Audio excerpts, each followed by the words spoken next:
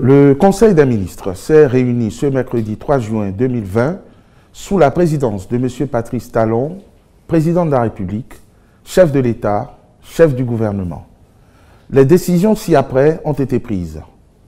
Au titre des mesures normatives, création de l'Observatoire de la qualité des services financiers du Bénin. Cet observatoire a pour but de renforcer l'attractivité du système financier béninois et de contribuer à l'amélioration du climat des affaires. Il est notamment destiné à promouvoir la qualité des services financiers, favoriser l'amélioration de la qualité de la relation entre les opérateurs du service financier et leurs clients, assurer la mission de médiation par le règlement à l'amiable des litiges. Sont concernés par le champ d'intervention de l'Observatoire les services financiers offerts par les établissements de crédit, les systèmes financiers décentralisés, les établissements de monnaie électronique, les compagnies d'assurance et la Poste du Bénin.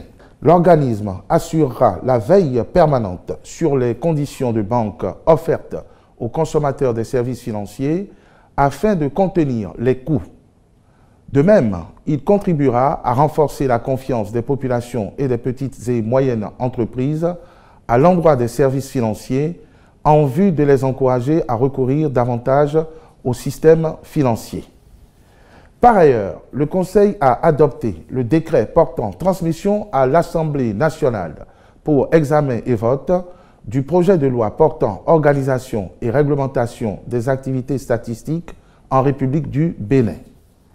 Au titre des communications, contractualisation pour la réalisation de l'étude de faisabilité du projet de construction d'une raffinerie au Bénin. Dans la perspective d'assurer une meilleure satisfaction de la consommation intérieure de notre pays en produits pétroliers et de contribuer au ravitaillement de ceux de la sous-région, le gouvernement a fait l'option de construire une raffinerie de pétrole dans le cadre d'un partenariat public-privé. Aussi, a-t-il sollicité l'appui d'un cabinet ayant une expérience avérée en la matière pour la réalisation des études y afférentes. Il sera chargé d'analyser les perspectives du marché à l'horizon 2030, notamment les tendances principales de la demande et de l'offre de produits pétroliers raffinés, ainsi que leurs impacts sur l'équilibre du marché. De déterminer la faisabilité économique d'une telle raffinerie du point de vue de son dimensionnement et de ses conséquences sur le reste de la chaîne des valeurs du secteur pétrolier au Bénin. Les ministres concernés par le projet veilleront au bon déroulement de la mission du cabinet. Réalisation des études de faisabilité des programmes de mise en œuvre de la stratégie nationale de l'enseignement et la formation technique et professionnelle. Après la tenue avec succès le 27 février 2020 de la table ronde destinée à la recherche de partenariats en vue de la mise en œuvre de la dite stratégie, l'affinement des programmes à exécuter est une étape importante. Les conclusions des études à mener à cet effet seront mises à disposition des partenaires techniques et financiers pour soutenir leurs discussions et motiver leurs décisions. C'est pourquoi le Conseil a marqué son accord pour la sélection de cabinets de grande réputation en vue de conduire les dites études.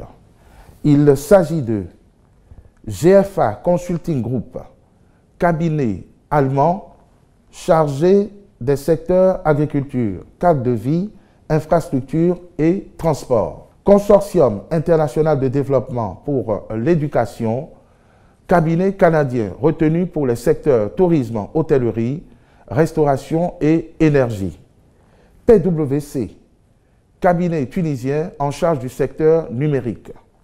KEK CDC, cabinet suisse retenu pour le secteur artisanat et CAIF, cabinet béninois en charge des sujets transversaux. Les ministres ayant la conduite du dossier accompliront les diligences nécessaires en vue de la signature des contrats avec les cabinets retenus et veilleront à l'aboutissement des études ainsi commanditées. Je vous remercie.